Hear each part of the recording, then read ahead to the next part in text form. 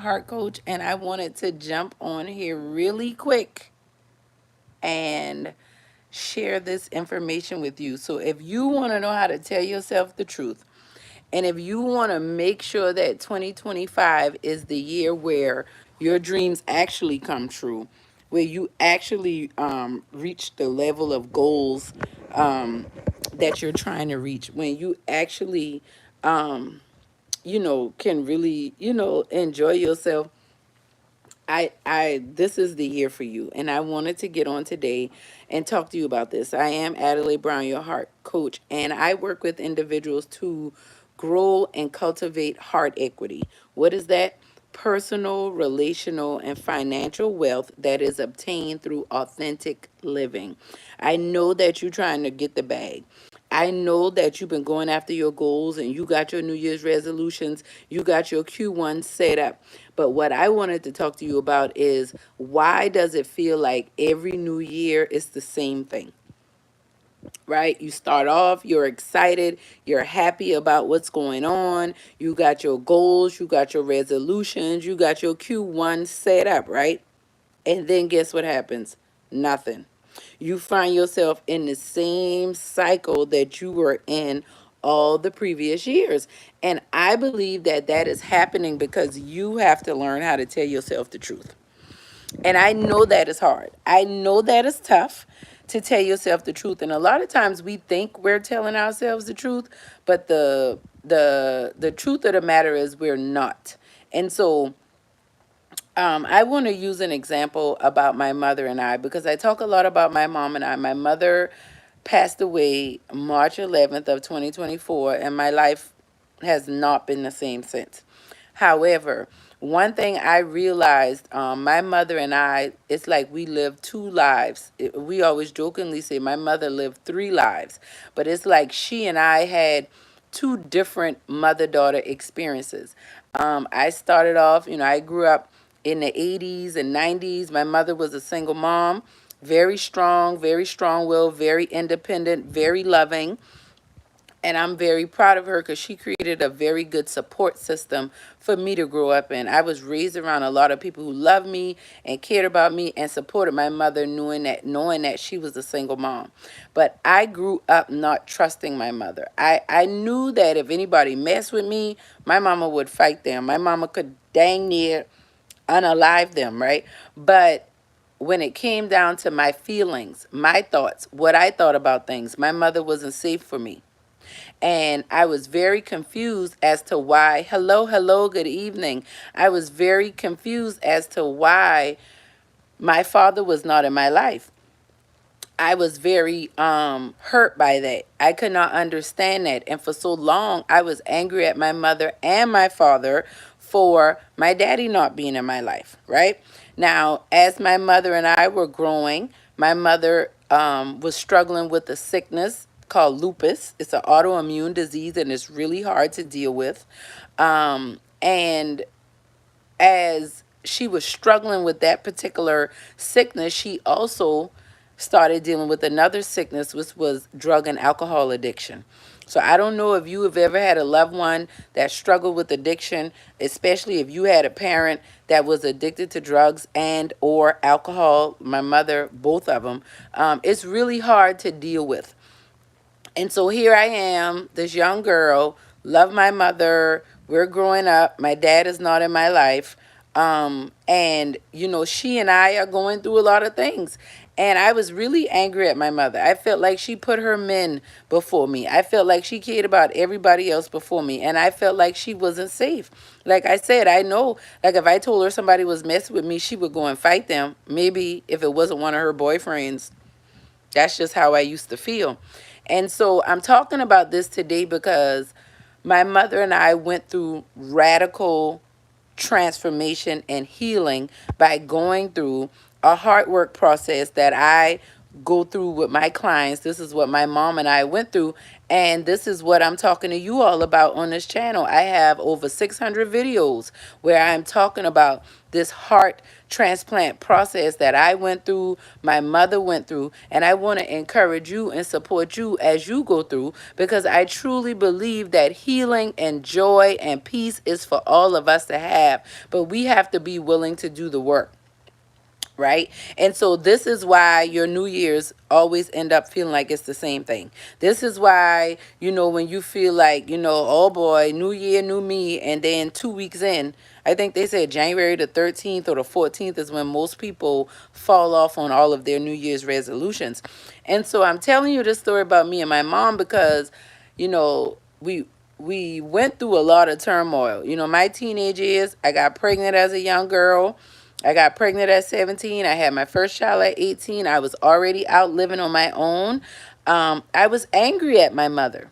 I was very angry with her. I was angry with her for being on drugs. I was angry with her for being sick. I was angry with her because she had a baby with somebody that did not want to prioritize being in their child's life. So I was angry about a lot of those things. And then I kept growing up. Right, and now life is lifing, and now I got another baby, and now I'm full blown into this adulthood thing. But you know what I realized? I never resolved the issues with my mom. She was still in my life, but we were still bumping heads. Right, there was always an issue. Right, we would argue about the tone in my voice. We would argue about why I'm doing this and that with my kids, why I don't want to give her none of my food stamps. Like all of the things that we used to go back and forth from. Why are you taking from me? Why are you stealing from me? Why you want me to do so much? If I'm your daughter and you're my mother, why is it that I feel like I'm the mother and you're acting like the daughter? Why do you always want to take from me? Why not give to me? So I was dealing with these emotions when it came. Shout out from the town of Nick Gears. And oh, shout out. Thank you for being here.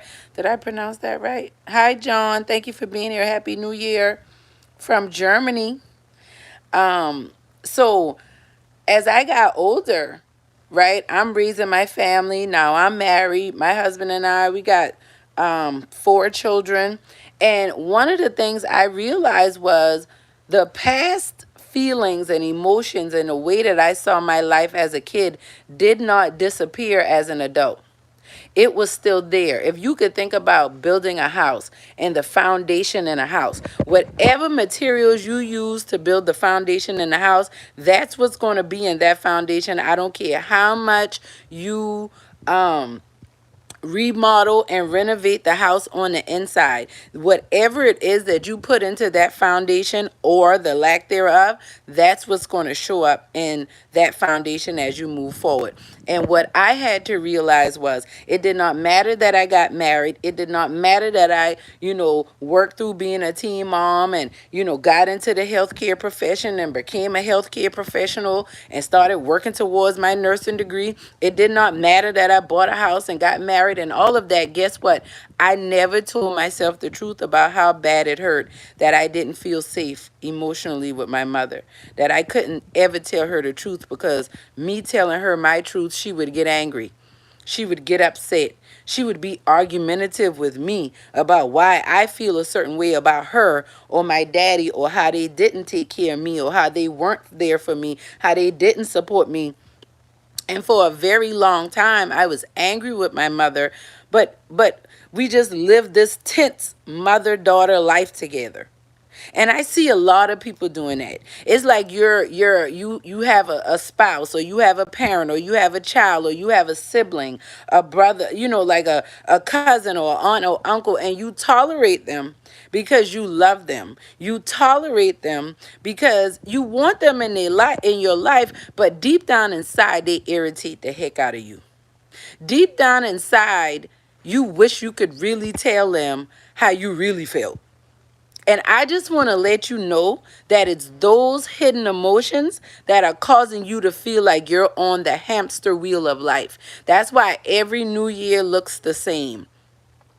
Because until you're willing to tell the truth that you are angry with your mother, that you are disappointed with your father, that you do feel like your parents chose favoritism between you and your siblings, you do feel like you were slighted and abandoned and rejected, even though you know the people around you loved you and did the best they could, they still dropped the ball. They still missed the mark. You still felt left out. You still felt alone. Even growing up in a house full of people, you still felt alone. Can anybody relate to what I'm talking about? Click the like button, put something in the comments, let me know. Can you relate to what I'm talking about? And if you haven't, is there anyone around you that has ever expressed these feelings? I just want to let you know it is real. And as a heart coach, I've been working with individuals for over 10, 11 years now. And specifically working in the areas of doing emotional intelligence development and training. And what I will say to you is that I have not seen anybody be able to outwork, out succeed, out earn the pain that they're feeling in their hearts. We like to trust in the power of our minds, but there is a ache that is in your heart that the Lord wants to heal in 2025. But you got to be willing to tell yourself the truth. You got to be willing to not only acknowledge the truth of what you're feeling, but you also have to be willing to share that if the opportunity presents itself. You have to be willing to express that and get it out, because if you don't, baby, it will kill you. It will take you out. And I just had a precious conversation with one of my sisters today. And one of the things that I realized is that, the type of, like, people who get on my lives, like, you really want to do work. Like, people who want to be fake, people who are very surface, people who, this sound like something good, but you ain't really willing to do the work. This is not the page for you. Like, you could go ahead and get off this video. I'm not the person for you. I am here for people who are serious about transforming their lives in 2024, where you're tired of secretly resenting your mother. You secretly resent your father. You secretly resent your siblings. You're secretly resenting just where you are in life right now. You're angry with your spouse or your significant other. You don't feel appreciated by your children or those that you love the most. And you are just sitting here like, Lord, I cannot do this another year. And I'm telling you, you will do it another year until you tell yourself the truth. And so I just want to give you some quick steps to help you begin to tell yourself the truth so that you can truly transform your life. So the first thing you got to do, if you're going to transform your life, hey, Christopher.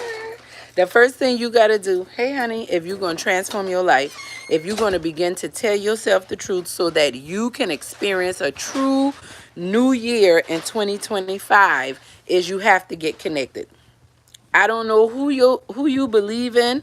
For me, my faith is in Jesus Christ, the death, burial, and resurrection of Jesus Christ. I'm not sure about you and who you are and what your beliefs are. But for me, that I had to get connected. Right? Like my mom used to say, to the God of your understanding. But the first way you're going to live a life that's truthful and then be able to walk in that truth, because the truth will set you free. So you're going to be in bondage. You're going to be down. You're going to be depressed. Hello, hello, hello. You're going to feel like that until you're willing to walk in the truth. The truth can be nasty, stinky, ugly, all of that. But you have to get connected so that you can walk in the truth. And I believe that we get the truth in our relationship with Christ. So whoever you believe in, whoever your higher power is, the God of your understanding, that is the primary step to transforming your life and making 2025 the year that you wrote on paper actually in real life. Right? Like in real time. Because we do a lot of stunting for the gram, right? We will profess and proclaim a lot of things, but deep down in our hearts, we don't believe it. We don't believe it's possible. We don't believe that God is going to do it, and that's why it never works out. So let's get connected. It's just like your phone, your TV. You cannot You cannot operate your devices unless they are connected or they have been connected, and then they have enough energy to power and do the work that you're needing it to do. And that's where you are. You've been trying to do too much on your own strength. You've been trying to operate in this world without God. You think you can do it because you think you're smart enough. You think you're strong enough. You think you got enough wherewithal to navigate. You got street smarts. You got this and that. No, you don't. You need to be connected. If this is going to be your year, you got to prioritize your relationship with God, right? That's the first step to telling yourself the truth. The second step is you have to be aware. You got to be aware. You have to slow down and still yourself. I know I'm speaking a whole nother language for a lot of people, right? Hello, hello, hello. But if you're going to transform your life, if 2025 is not going to be like all the rest of the years, you're going to have to stop walking through like an ostrich sticking your head in the ground. You have to stop and start to become aware of your surroundings. You got to get present. Once you get connected, you got to get present and be aware of what's going on. So what does that mean? Start paying attention to what's triggering you. Start paying attention to what was happening right before you got upset, right before you got angry, right before you started feeling insecure, right before you started judging and doubting yourself. What happened? What was the thought? What was the feeling, right? What was the conversation that was being had? Right? When you notice yourself experiencing an emotion that you don't like, but it's been going on for a long time, you need to be aware, because your feelings control your thoughts. Your thoughts do not control your feelings. Your thoughts are birthed out of your feelings. So if you're not aware of what you're feeling, you're never going to be able to control your thoughts. The Bible says, as a man thinketh, so is he. So if you're not controlling your thoughts, then you can't control your life. But you can't control your life if you don't control your thoughts, and you can't control your thoughts if you don't heal your heart. This is real talk, okay? So all of this trying to get the bag and get the money, that is not going to stop you from feeling the way you're feeling. That is not going to change what's happening in your life until you work on you. All right. So step 2 is you got to be aware. What's step 3? Now you got to accept the truth. That's very hard. It's hard when you start to accept the fact that you play a big part in the pain that you're experiencing in your life. You have a lot to do with why you're so disappointed. You have a lot to do with why you're not experiencing the life you've been dreaming of. It's you. You got to accept the truth about you. You got to stop blaming other people. You have to stop projecting and saying what they did wrong and what this person did wrong. You got to accept the reality of the situation. It does not mean it won't change, but you cannot change it until you start to change how you see it. And if you're always the victim, if it's always everybody else's fault but you, guess what? You're never going to get better, because you can't control everybody else. But you can control you. And controlling you is very important. So that's step 3. So how are we going to make 25 the best year ever? Right? That's what we're talking about. How are we going to learn to tell ourselves the truth? We're going to get connected. We're going to start being aware of what's going on. Then we're going to start accepting the reality of what we're noticing. Right? What's the 4th thing? This is a big one. Now we got to forgive. You can't forgive if you are in denial. So acceptance is helping you tell yourself the truth, like get out of denial so that you can start forgiveness. Because forgiveness is what transforms everything. Forgiveness is just saying it didn't work out the way I wanted it, the way I needed it. You did me wrong. However, I can't stay stuck in this place. I don't like what you did. I don't have to deal with you no more. Forgiveness does not equal reconciliation. A lot of people don't want to forgive because you feel like you're letting somebody off the hook. They should have never hurt you. They should have never let you down. They should have never turned their back on you. They should have never lied on your name. They should have never stole from you. They should have never violated you, but they did. And in some instances, you did all this stuff to yourself. So while you forgiving other people, step 4, you need to forgive yourself as well. Because when you forgive yourself, all kind of things can happen. That's when God can really start working in your life, right? So after we have started working through and let me be clear, these steps don't just end. Like these steps work interchangeably, and they're always working, right? So you constantly working at forgiveness, you constantly working at staying connected and being aware. That's what self-awareness is all about, right? You're constantly accepting things and acknowledging that this is what's happening. I'm clear, this is where I am. You're constantly forgiving yourself. Why? Because we constantly living. Just like you eat food and that produces physical waste in your life, when you go through your life experiences, it produces emotional, mental, and spiritual waste in your being. So just like your physical body got to excrete waste, your heart, your soul, your mind needs to release waste. And these 6 steps will help you do that, right? So we got through the first 4 steps to how we're going to tell ourselves the truth so that 2025 can be the best year yet, right? So we can get off this hamster wheel, so we can start to experience the fullness and the graciousness of what God is doing in our lives, right? Step 5. 5 is the number of grace. And you need grace for this step, because this is the step where you make a decision. To decide is to cut off. Decision, cut off, scission, to cut off all other possibilities. And for many of us, we're too indecisive. We have too many choices. So it's like we walking around in circles and we never getting to where we need to be. So in a situation like I said with my mom, I made a decision that I did not want to be in a toxic relationship with my mother anymore. I had to get connected to God, to be aware and pay attention to the type of relationship my mother had, and then my mother and I had. And then step 3, I had to accept the fact that my mother was not the only one that was causing problems in our relationship. I had a lot to do with that too. I had a bad attitude I needed to work on.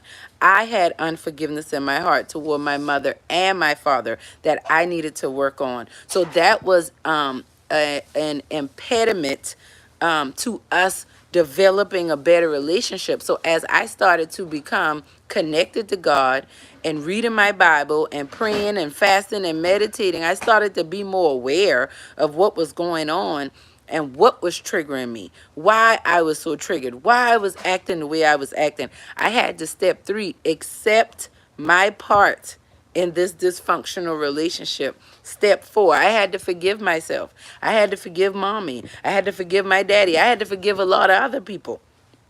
Aunts, uncles, cousins, family members. Just so many people were so intertwined in that untruth that I was living in. And so when I started to heal, it was like an onion. All kind of layers started to unfold. So when I made a decision, step 5, my decision was I was no longer going to live like that.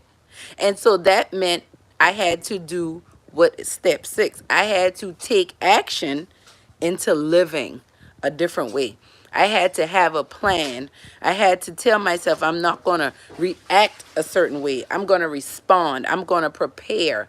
I know she's going to upset me. Let me be ready for this. Let me learn how to start telling the truth. When people ask me what's wrong with me, stop saying nothing.